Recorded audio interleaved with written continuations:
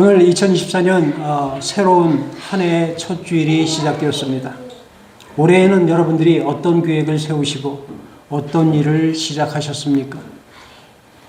혹시 2023년 옛사람을 벗어 던지고 2024년 새 사람으로 사시려고 다짐하셨습니까? 그렇다면 먼저 주님의 이름으로 축하를 드립니다. 세상은 점점 빠르게 변화되어 가고 있습니다. 우리가 알지 못하는, 또 우리가 생각지도 못한 방향으로 세상이 점점 변화되어 가고 있습니다. 따라서 우리도 변화되어야 합니다. 어떻게 변합니까? 우리는 하나님께서 주신 성경의 말씀대로 변해야 합니다. 성경이 우리에게 말씀하시는 믿음이라는 것은 사람을 완전히 바꾸는 작업이라는 사실입니다. 겉만 바뀌는 것이 아니라 우리의 속사람이 완전히 변하는 과정이 바로 믿음입니다. 그런데 그 믿음의 대상이 누구입니까? 바로 예수 그리스도이십니다. 예수 그리스도를 알고 그분을 배워가며 그분을 따르는 전 과정입니다. 우리 그리스도인의 삶은 단순히 이 세상에서의 도덕적으로 아니면 조금 더 괜찮은 그러한 삶을 사는 것이 아닙니다. 원래 우리 안에 계신 하나님께서 만들어주셔서 우리가 가지고 있다가 잃어버린 하나님의 형상을 회복하는 것입니다. 오늘같이 교독한 본문을 보면 옛사람의 방탕한 모습이 나오고 왜 그리스도인이 더 이상 이전과 같이 살면 안 되는지에 대하여 말씀해 주고 있습니다. 그것은 우리가 예수님을 믿을 때 우리 안에 근본적으로 변화가 생겨서 그 변화로 말미암아 그리스도인이 된 것입니다.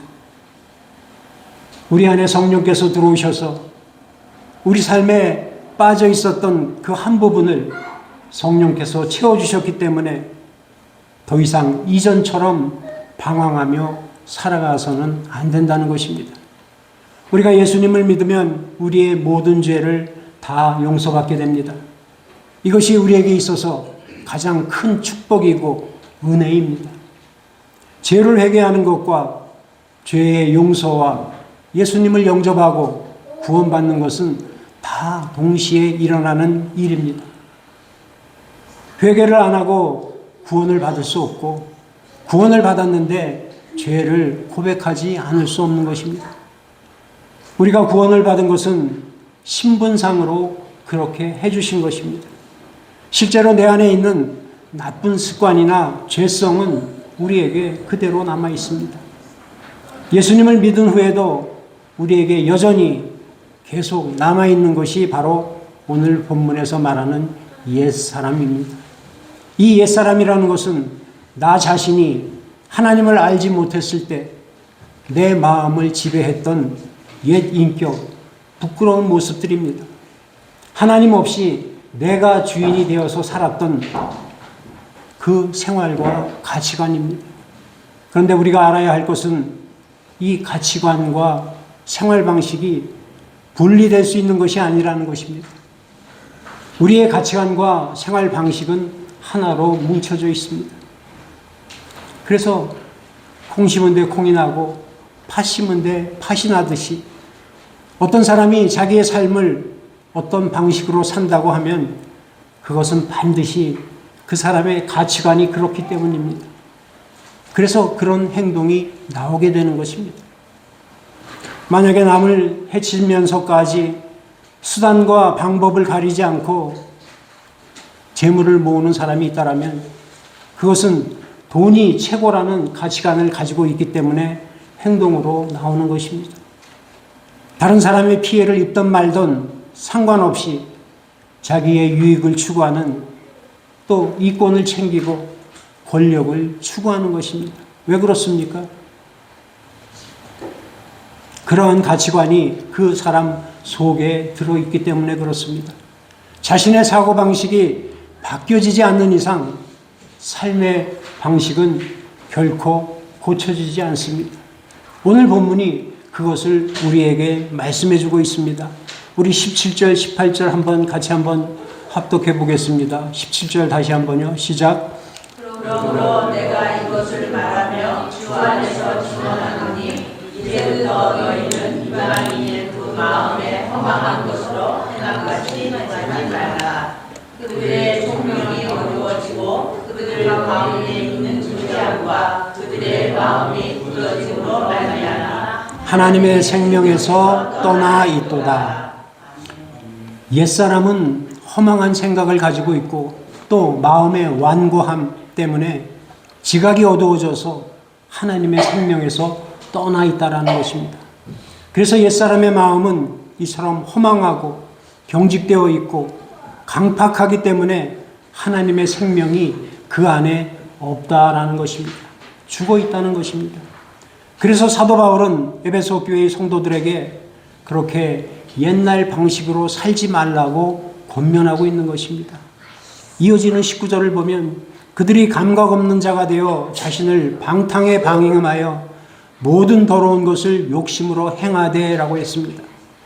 죄를 지으면서도 수치를 느끼는 감각을 잃어버렸기 때문에 방탕과 탐욕에 빠지게 되고 더러운 일을 하며 산다는 것입니다. 그러니 비윤리적으로 사는 것은 그 사람의 마음과 양심에 비치는 주님의 빛을 고의적으로 거부한 결과라는 것입니다. 하나님이 아무리 진리의 빛을 비추어 주셔도 그것을 거부하며 어둠 속에서 마음이 삐뚤어져 있으니 행동도 삐뚤어진다는 것입니다. 이것은 다른 사람이 그렇게 만든 것이 아니라 본인 스스로가 그렇게 만들었다는 것입니다. 그래서 예수님께서 이런 말씀을 하십니다. 누가복음 6장 43절에서 43절입니다. 이것 같이 한번 합독하겠습니다. 시작. 못된 열매 맺는 좋은 나무가 없고 또 좋은 열매 맺는 못된 나무가 없느니라. 나무는 각각 그 열매로 알았느니 가시나무에서 무화과를 또는 찔레에서 포도를 따지 못하느니라. 선한 사람은 마음에 쌓은 성에서 선을 내고 악한 자는 그 쌓은 악에서 악을 내나니 이는 마음에 가득한 것을 입으로 말함이니라. 아멘. 이처럼 옛사람은 마음이 굳어져 있기 때문에 영적으로 또 도덕적으로 감각이 없습니다. 영적으로 도덕적으로 감각이 없으니 자기의 몸을 방탕함에 맡겨버리게 되는 것입니다. 또 방탕함에 맡기게 되니 모든 더러운 것을 욕심으로 행하게 됩니다. 요즘 이런 사람들을 우리 주변에 얼마나 많이 있습니까? 탐욕에 젖은 사람이 욕심이 끝이 없다는 것을 우리는 자주 보지 않습니까? 여러분, 미국에서 상위 1% 소득이 얼마인지 아십니까? 상위 1%의 소득이 수백만 달러라고 합니다. 연수입이 그 정도가 되어야 상위 1%에 속한다고 합니다. 그러나 그조차도 만족하지 못한다는 것입니다. 사람은 가난하던 부자이던 만족이 없습니다.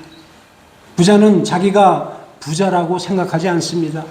왜냐하면 자기보다 더 많은 사람이 더 많은 것을 가지고 있기 때문에 그렇습니다. 사람은 아무리 돈으로 채워도 다 채울 수 없습니다. 우리의 욕심이 그것보다 더 크기 때문에 그렇습니다. 그런데 사실 이 모든 것의 원인은 하나님의 생명에서 떠나 있기 때문에 그렇습니다. 하나님의 생명이 그 안에 없기 때문입니다. 하나님의 생명이 없다면 하나님으로 꽉 채워 있어야 되는데 그렇지 못하기 때문에 부족한 것을 느끼게 된다는 것입니다. 그래서 사도 바울은 이런 옛사람을 벗어버리라 라고 말씀하고 있는 것입니다. 오늘 본문 22절에 너희는 유혹의 욕심을 따라 썩어져가는 구습을 따르는 옛사람을 벗어버리고 라고 했습니다. 그런데 이 말씀을 세번역 성경으로 보면 이렇게 기록되어 있습니다. 지난날의 생활 방식대로 허망한 욕정을 따라 살다가 썩어 없어질 그 옛사람이라고 표현하고 있습니다. 사는 것도 허망하고 욕심에 따라 살고 그 결과는 썩어 없어지는 것이 바로 옛사람이라는 것입니다.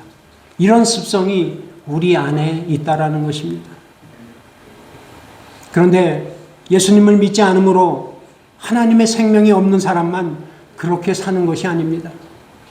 예수를 믿고 교회의 직분자가 되었지만 여전히 옛사람을 벗어버리지 못하고 그대로 사는 사람들이 많이 있다는 것입니다. 예수님을 믿었다고 하면서 옛사람이 사는 방법 그대로 사는데 그것은 새사람이 사는 방법을 배우지 않았기 때문이라고 사도 바울은 이야기하는 것입니다. 그래서 20절에 이렇게 말씀합니다. 오직 너희는 그리스도를 그같이 배우지 아니하였느니라. 우리가 예수님을 믿고 구원받은 성도는 분명히 신분상 새 사람이 된 것이 맞습니다. 하지만 매일매일의 삶 속에서 옛사람처럼 행동할 가능성이 여전히 남아있는 것도 사실입니다. 노예 상태에서 해방된 사람이 자유인이면서도 여전히 자기 자신 안에 있는 노예 근성 때문에 자기가 아직도 노예인 것처럼 행동하는 것과 똑같습니다. 우리가 잘 알지 않습니까? 우리가 출애굽기에서 배우지 않았습니까? 이스라엘 백성들이 430년 동안 노예가 되어서 살았는데 모세를 통해서 출애굽을 했습니다. 그래서 광야로 나옵니다. 그런데 그들이 뭐라고 합니까? 애굽에 돌아가면 먹을 것도 있고 저것도 있고 이것도 있는데 왜 아무것도 없는 우리가 이 광야에서 죽어야 하는가라고 모세에게 불평을 토로하지 않습니까?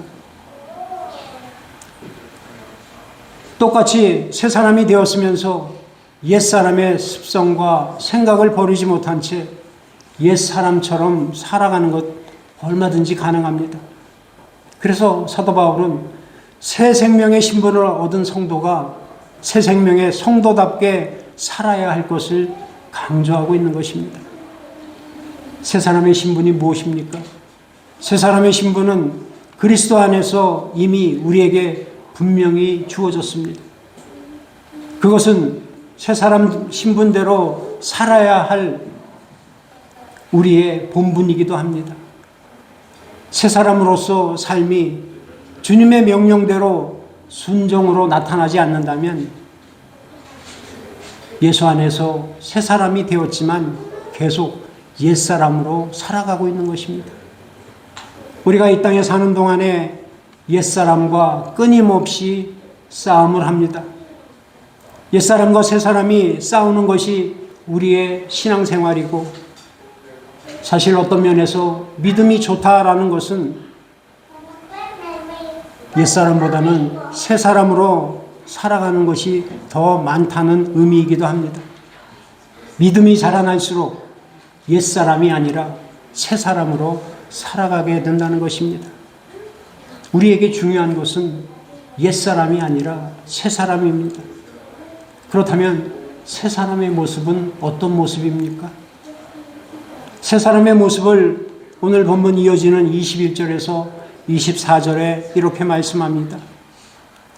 새사람이 된 우리에게 하나님의 생명이 연결되어 있는 새사람은 하나님의 생명에서 떠난 이방인, 즉 예수님을 믿지 않는 사람처럼 살아서는 안 된다는 것입니다. 옛사람은 허물과 죄로 죽은 사람입니다. 그러나 새사람은 그리스도와 함께 살리심을 받은 사람입니다. 새사람은 복음의 진리를 모르는 무지의 흑암에서 빠진 자가 아니라 그리스도를 영접한 사람입니다. 새사람은 쓸데없는 것을 추구하는 것이 아니라 참된 것을 추구하는 사람입니다. 그리고 새사람은 무지의 어두움이 아니라 지식의 빛에 이르는 사람입니다. 그래서 오늘 본문 21절에 이렇게 말씀합니다. 진리가 예수 안에 있는 것 같이 너희가 참으로 그에게서 듣고 또한 그 안에서 가르침을 받았을진데, 여기서 듣는다는 것과 가르침을 받는다는 것 사이에는 약간의 차이가 있을 수 있습니다. 듣는 것은 선포된 하나님의 말씀을 듣는 것입니다. 하나님께서 예수 그리스도를 통해 우리에게 말씀하신, 또 하신 일, 그것이 복음 아니겠습니까? 하나님의 말씀을 우리가 듣는 것입니다. 여러분 지금 그 말씀을 듣고 계십니까? 들었으면 가르침을 받는 일에도 힘써야 한다는 것입니다. 듣기만 하고 끝나면 아무 소용이 없습니다. 우리가 한겨울에 난로를 떼려고 장작을 패놓고 그대로 뒀면 그것은 그냥 나무입니다. 그것을 불쏘시개로 사용을 해야 장작의 역할이 되는 것입니다. 또 우리가 악보를 그려놓고 그대로 두면 한낱 종이에 불과하지만 악보대로 연주를 하면 아름다운 음악이 되듯이 우리가 말씀을 들었으면 그것을 삶에서 실천하며 예수 그리스도를 증거해야 하는 것입니다. 그렇습니다. 우리는 말씀의 가르침을 받아야 합니다. 스스로 읽고 묵상하며 또 성경 공부를 통해 말씀을 공부하는 것이 필요합니다. 그리고 그 말씀을 실행하는 것입니다. 그래야 새 사람으로 살아갈 수 있습니다. 우리가 이 땅에 사는 동안 하나님이 우리에게 주시고 또 우리에게 기대하시는 것은 그저 우리가 평범한 삶을 사는 것이 아닙니다. 그저 잘 먹고 잘 살다가 때가 돼서 천국에 가는 것이 아닙니다. 우리의 목적이 무엇입니까? 예수 그리스도와 같은 인격으로 살아가는 것입니다.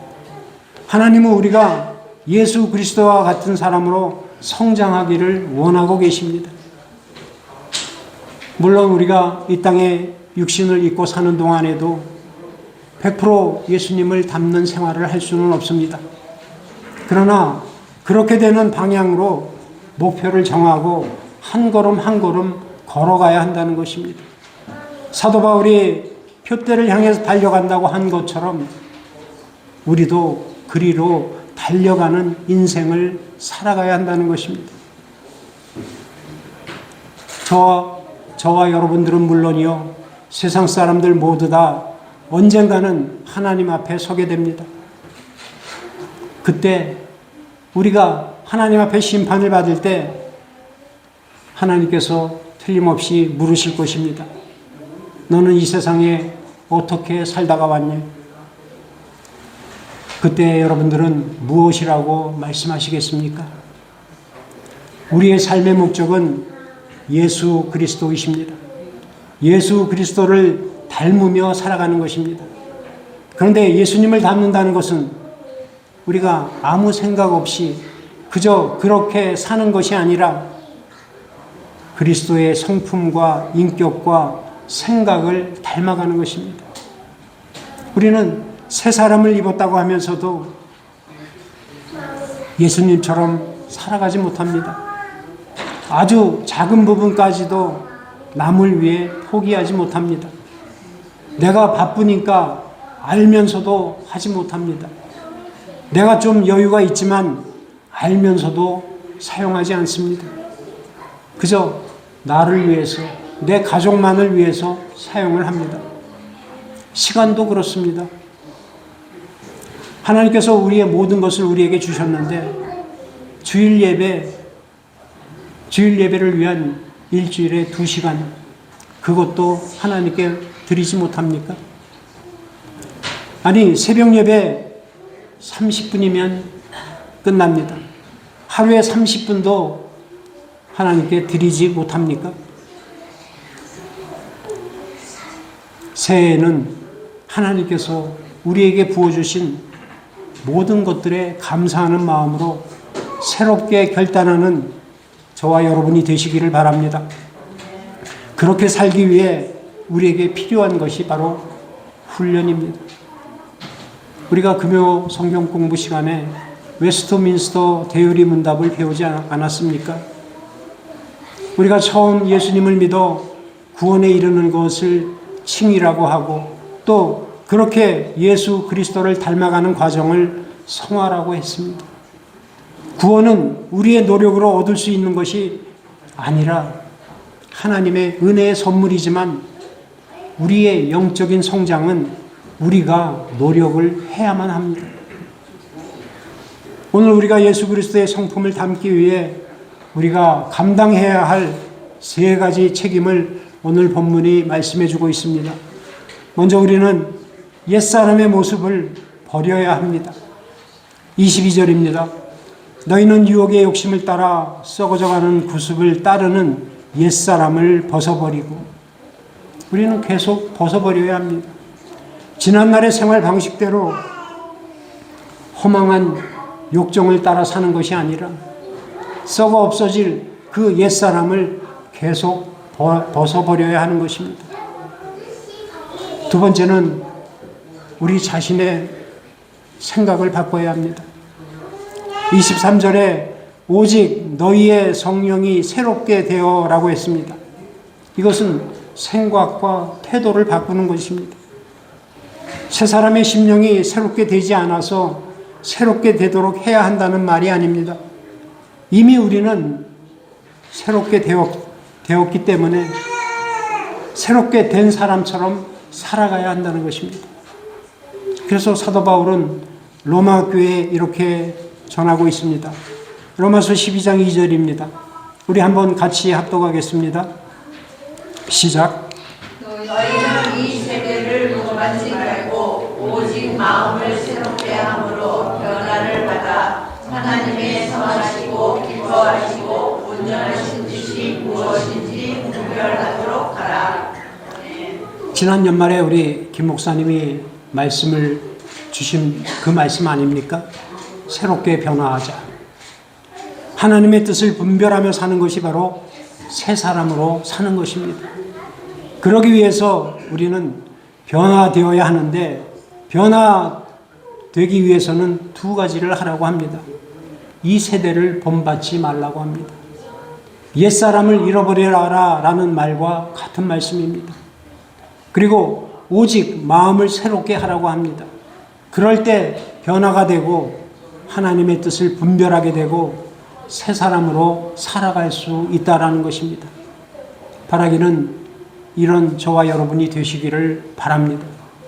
마지막으로 우리는 그리스도의 성품인 새 사람을 입어야 한다는 것입니다. 24절입니다. 하나님을 따라 의와 진리의 거룩함으로 지으심을 받은 새 사람을 입으라. 이 말씀도 우리가 새 사람이 아니기 때문에 새 사람을 입으라는 말씀이 아닙니다. 우리는 이미 새 사람이 되었기 때문에 새 사람답게 살아가라는 것입니다. 새 사람을 입으라 라고 할 때의 새 사람은 앞으로 노력해서 얻는 것이 아닙니다. 이미 우리는 새 사람들입니다. 그러니 새 사람답게 살아가라는 것입니다. 우리의 출생은 부모님에 의해 이루어졌지만 우리 그리스도인의 새로운 출발은 하나님에 의해서 이루어졌습니다. 하나님께서 새 사람으로 만들어 주셨기 때문에 새 사람으로 살아갈 수가 있는 것입니다. 그러므로 새 사람을 지으심을 받은 사람들로서 새 사람답게 살아가라는 말씀입니다. 그렇습니다. 하나님께서는 우리를 하나님의 형상에 따라 하나님의 모양대로 만드셨습니다. 오늘 본문의 새 사람은 바로 하나님의 형상입니다. 새 사람은 타락으로 깨어진 하나님의 형상이 그리스도 안에서 회복된 모습입니다. 그 하나님의 형상의 특징이 바로 의와 진리의 거룩함입니다. 예수님을 믿는 그리스도인은 이렇게 회복된 새 사람답게 살아야 한다는 말씀입니다. 하나님께서 우리를 하나님의 모양대로 만드셨습니다. 형상을 따라 만드시고 하나님의 모양대로 만드셨습니다. 하나님의 모양이 바로 우리가 하나됨입니다. 삼위일체 하나님이 하나가 된 것처럼 우리가 하나됨을 이루라는 것이 바로 하나님의 모양입니다. 그런데 우리의 영적인 성장과 성숙은 즉각적이거나 자동적으로 일어나지는 않습니다. 평생 동안, 우리가 살아가는 평생 동안 점차적으로 조금씩 이루어지는 것입니다. 우리는 아직 이 과정 중에 있습니다. 하나님은 우리가 이 과정을 통해 우리의 인격을 다듬는 데 큰 관심을 가지고 계십니다. 그래서 하나님께서는 우리가 무엇을 하느냐라기보다 어떤 사람인가에 더 관심을 두고 있다는 말씀입니다. 다시 말해서 doing이 아니라 being, 무엇을 하느냐가 아니라 무엇이 되어지느냐입니다. 하나님은 우리가 예수님과 같은 인격이 되도록 변화시키기 위하여 말씀을 사용하시고 또 사람들을 사용하셔서 또 여러 가지 상황들을 사용하고 계십니다. 그래서 여러분들 이렇게 나와 같이 예배도 드리고 또 주중에는 성경 공부를 하는 것 아니겠습니까? 우리가 주님의 말씀대로 행하며 말씀 위에 굳게 설 때 우리는 예수 그리스도의 형상을 닮아가는 사람, 또 그리스도의 형상이 비춰지는 사람, 또 예수 그리스도가 드러나는 우리 모두가 될 줄로 믿습니다. 올해 표어가 무엇입니까? 아직 제가 달지는 못했지만 다음 주에는 달겠지만 말씀 위에 굳게 서자 아닙니까? 우리 한번 같이 한 목소리로 한번 다시 외쳐보겠습니다. 말씀 위에 굳게 서자. 말씀 위에 굳게 서자. 바라기는 2024년 우리 모두가 옛사람은 다 벗어버리고 새 사람을 입어서 각자 하나님께서 원하시고 또 우리가 바라는 대로 또 우리에게 주신 사명을 잘 감당하는, 그래서 하나님을 기쁘시게 하는 2024년 새해가 되시기를 주님의 이름으로 축복하며 기도합니다.